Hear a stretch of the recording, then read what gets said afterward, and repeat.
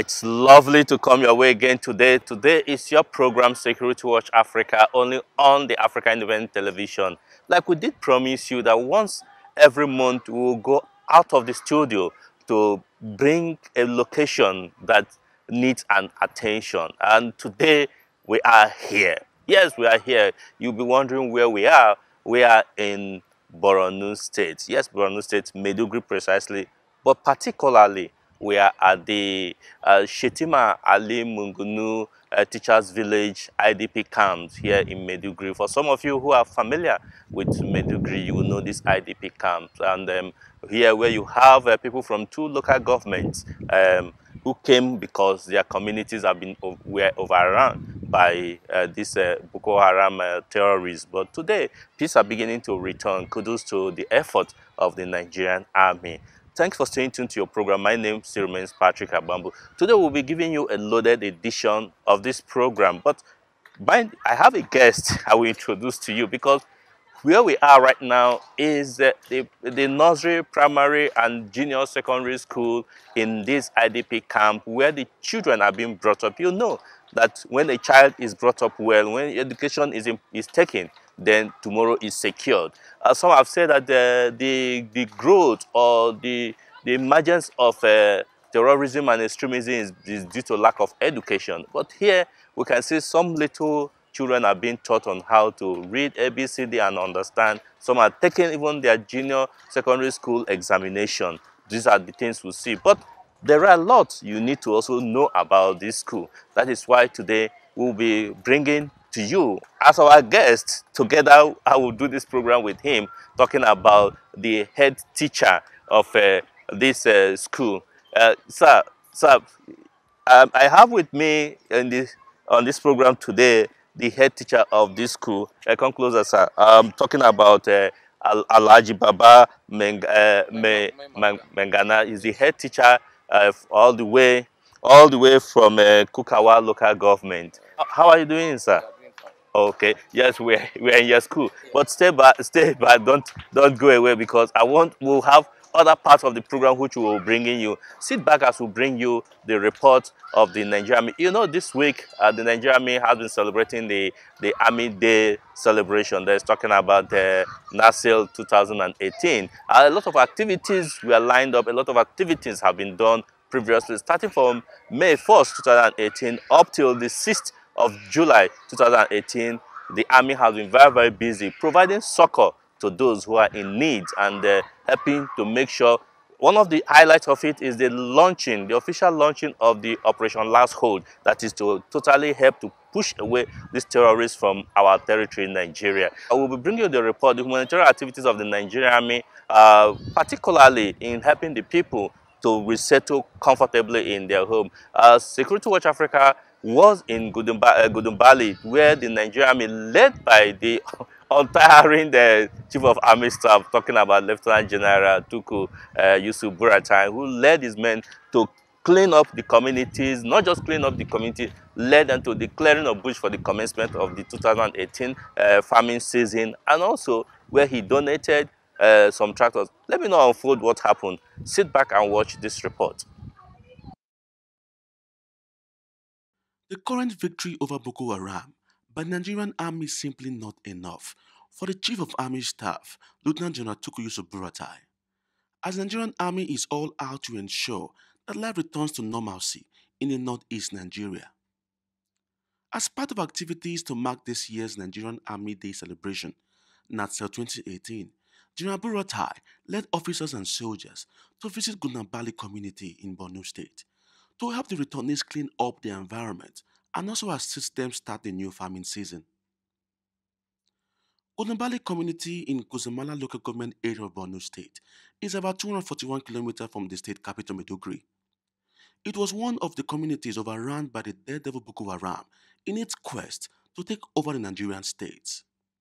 A community which once thrived in agriculture and fishing was deserted by its occupants after lots of lives were lost to the attack. The survivors of the Godambali attack had to seek shelter in internally displaced persons IDP camps located across the state for over 5 years. It was time to return to their ancestral homes after many years, all thanks to the Nigerian army, who have completely liberated their community from the stronghold of Boko Haram. The people of Golden Valley, not knowing what to expect, on their return, decided to come back anyhow. But on their return met a fully secured community, despite the ruins occasioned by the attack. There's indeed no place like home for these people, as they rolled out their drums to welcome General Buratai and his men.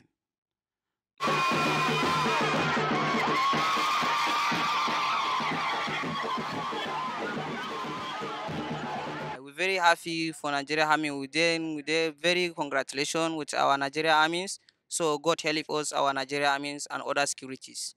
I give my my congratulations for the Nigerian army because it's coming for my hometown. General Buratai has not only come to welcome them back to their homes, but to also provide a cleaner environment for livelihood.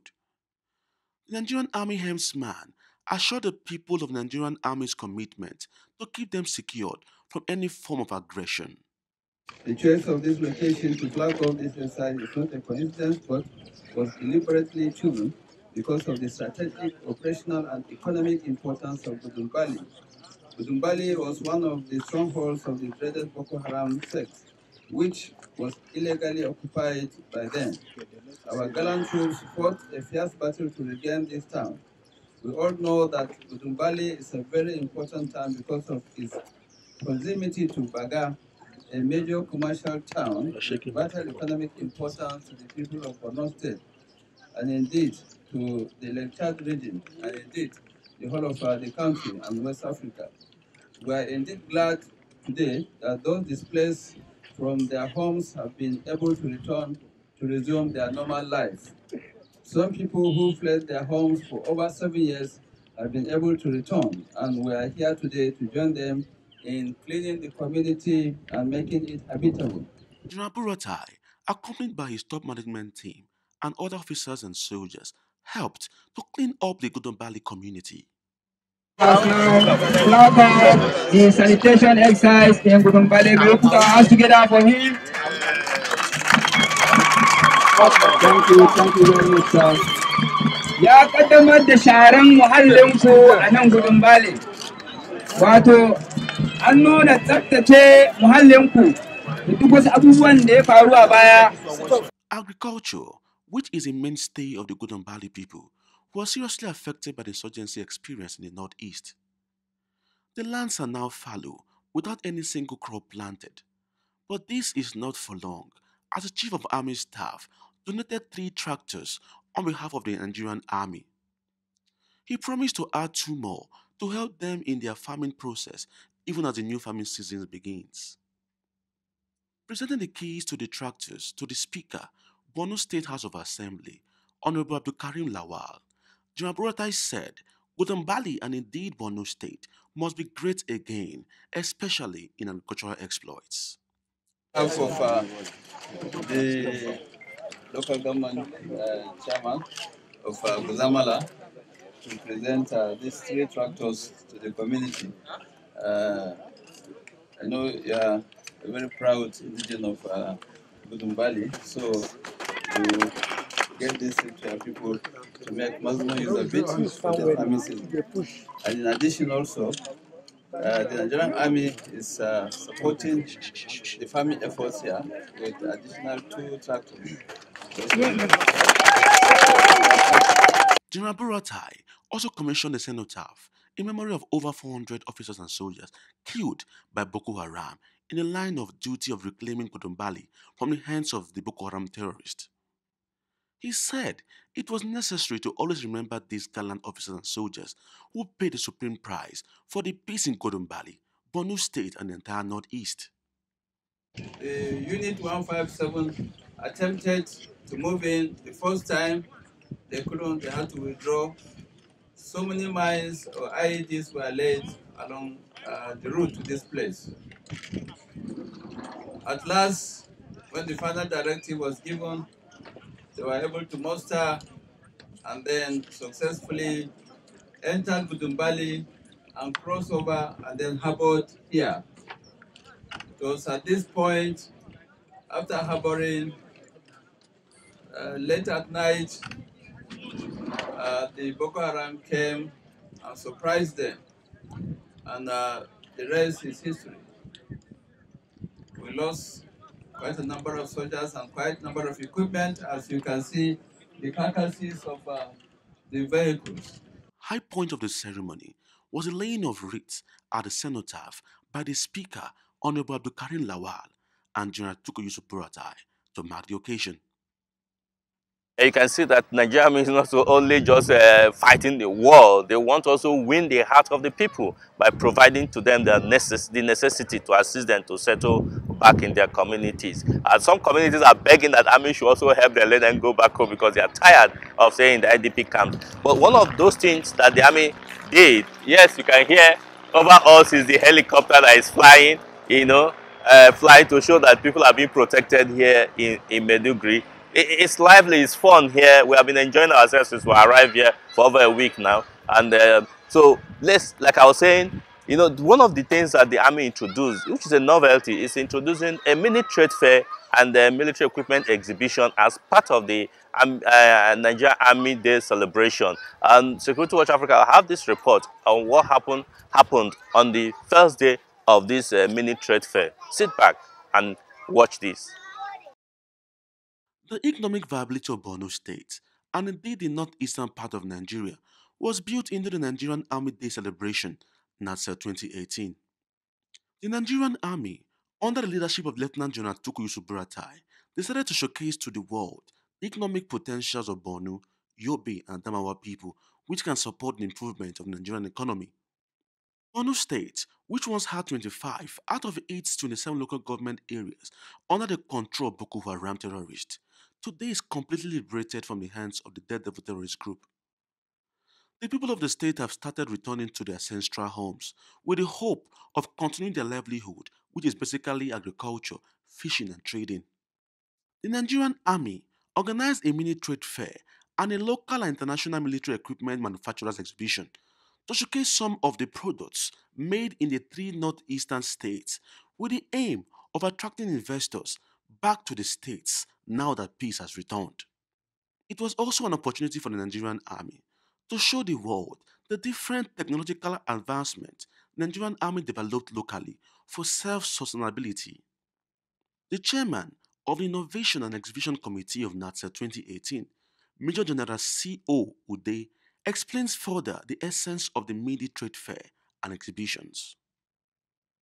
The fair today demonstrates the resilience of our people and the excellent civil-military relationship that exists between the Nigerian Army and the Nigerian citizens. The second part of the exhibition is the military exhibition. It is not just a show, sir, but a practical demonstration of the strategic framework upon which the Nigerian Army has actualized the Chief of Army Staff's vision, which is to have a professionally responsive Nigerian Army in the discharge of its constitutional roles. The exhibition, sir, highlights the role of research and innovation in the overall transformation initiative of the Chief of Army Staff. The Chief of Army Staff, Lieutenant General Tuku Yusuf Buratai, expressed satisfaction on the achievements of the Nigerian Army so far and reassures the people of the Nigerian Army's commitment to the discharge of its constitutional responsibility in line with his vision to have a professionally responsive Nigerian Army in the discharge of its constitutional roles. This is the first of its kind where we have an operation going on, and it's a humanitarian operation. Operation Last Hole is essentially humanitarian operation, and so far, quite a number of internally displaced persons have returned to their ancestral homes, and we are very glad that they have done that willingly, and more are still moving into their homes. And I tell you, as of today, large number of individuals, homes, families have moved into their various homes. I was in Gudumbali, as well as we walk across and travel across from Meduguri up to this place. We have seen quite a number of individuals, families who have resumed their farming activities. This is quite encouraging, and this is an indication that the people of Borno State and indeed the people of the Northeast have confidence in the Nigerian Army to protect them and to give them the needed support to restore their confidence, to restore their dignity, to go back to their farming activities, trading, and indeed fishing activities along this area. Special guest of honor, who is the Chief of Defense Staff, General Abayomi Gabriel Olonishaki, in his address expressed optimism that economic activity in the Northeast can blossom again. He appreciated the Chief of Army Staff and his men for all they have done to restore peace in the Northeast. It is glaring that the Nigerian Army has keyed into the economic development vision of the President, Commander-in-Chief of the Armed Forces of Nigeria, President Muhammadu Buhari, through his drive to revive economic activities in the war-affected area of the Northeast. His civil-military cooperation efforts, which made it the facilitator of humanitarian and economic activities during conflicts, has indeed emphasized the essence of non-kinetic lines of operation as means of winning the hearts and minds of the civil populace. High point of the ceremony was the tour of the military first stance by the special guest of honor and other dignitaries present. The message this exhibition intends to convey is that through the untiring efforts and leadership of the Chief of Army Staff, Lieutenant General Tukuyu Buratai, the Nigerian Army is capable to defend Nigeria's territorial integrity, provide an enabling environment for Nigerians to thrive, and a Nigerian Army that is indeed a pride of the nation. See how with me here, the head teacher of the nursery, primary and junior secondary school in the person of Alhaji Baba Mengaba. How are you, sir? How are you able to get these children together? Okay. The way that we get these children together, since when we just come into the IDP's camp, so we try to call their parents and sit together with their parents and we discuss the importance of the education. When we give them like this and they come, they are just going, one thing, they are just going to go outside. Some of them even that vehicle that hit them, and some of them even that this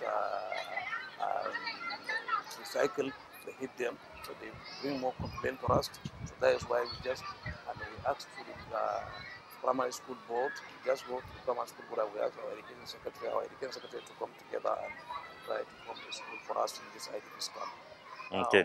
We are very happy to have even children in this IDP's camp. Some of them they go to this one now. They are, some of them they write even their whites and they not last year. Okay. So you're happy with the situation apart from, yeah, you were showing me that your school actually was brought down by the storm. What you see that most of the buildings are no longer standing. So you see, this all these classes are just they are destroyed by the storms. So we are complaining for UNICEF, and UNICEF to come to our aids. Sometimes even only UNICEF that come and help us. UNICEF are in primary school suburbs. They come and help the school. No any other organization or any other government from another part that come and help. Only UNICEF and suburb. Okay, only UNICEF and Shoreb. Yes, you know, like he's saying, like, education must be taken seriously if we must overcome most of our economic and even political challenges. So we're calling on all the authorities to please come to the rescue of this school and these children, so that indeed they will become the leaders of tomorrow, like we have always said. You know, if we don't, always say, if we don't take care of these children today, they may not be able to take care of you or take care of me in tomorrow. So anyway, we're still on the program. We also visited the headquarters, the command headquarters of the Nigerian Security and Civil Defense Corps, where we spoke with the commandant, my brother, my friend, who has been doing a yeoman's job, talking about Commandant Ibrahim Abdullahi, and where he took us into some of the achievements of the Nigerian Security and Civil Defense Corps Borno State Command since he assumed office. Sit back as we'll bring you this report by Lucy Tawo. The much needed peace which Borno State and indeed the entire Northeast enjoys today is as a result of joint effort on the part of the military, the police, and other paramilitary agencies. Worthy of note in this success of defeating Boko Haram terrorist group is the contributions of the Nigerian Security and Civil Defense Corps (NSCDC) Borno State Command. Security Watch Africa, in its drive to document the current stage in the fight against terrorism and insurgency in the northeastern states of Nigeria, visited the NSCDC State Command. In an exclusive interview with the State Commandant NSCDC Borno State Command Ibrahim Abdullahi, he outlined some roles his command has played so far in assisting the military in the quest for victory over Boko Haram terrorists. Now, civil defense in Borno State has moved from the traditional intelligence sharing to going further to also pick the culprits. It's on record now. We went ahead recently and picked some of the insurgents, the collaborators who are helping the Boko Haram in carrying out the activities in town. It may interest you to know that for the past 2 months or so before fasting, there wasn't any incident of bombing within University of Maiduguri, Muna, and Jamtil. And the kudos goes to civil defense. We were able to pick these two people whom at every point in time when there's bombing, you will see that they have some interaction. Civil defense in Borno have double advantage over other sister agencies. One, my workforce, 95% of them are indigenous, so they don't have language barrier, social barrier, and other things. Two, they are also embedded in the society, not restricted to barracks. So whatever we give, if you look at our intelligence sharing, our work is 90% perfect. So we have that edge. Now, moving forward, when we started moving to liberated local government areas, it is on record that civil defense was the first paramilitary to join the army in Dikwa, and also were able to achieve a lot. Commandant Abdullahi pointed out some areas his command has helped to checkmate the activities of Boko Haram, which has drastically downgraded the terrorist group. Making sure that we frustrate the supply of fuel, PMS, to the insurgents in the bush. We caught a number of them. We transferred some of the items to AMPC. So we really frustrated them. The same thing with the logistics supply. The NSCDC Borno Command, in trying to sustain the peace currently being enjoyed in the state, has continued to engage with the people for transformational and productive lifestyle. We need to have a strong ideology to counter the kind of ideology they pump into their heads. Recently, 10 of them surrendered to us, the Boko Haram, when we talked to them about the safe corridor organized by the federal government and also this safe corridor in Gombe. So they took advantage of that. They came down. You cannot believe it. It was when they came to my command that they started praying 5 times a day.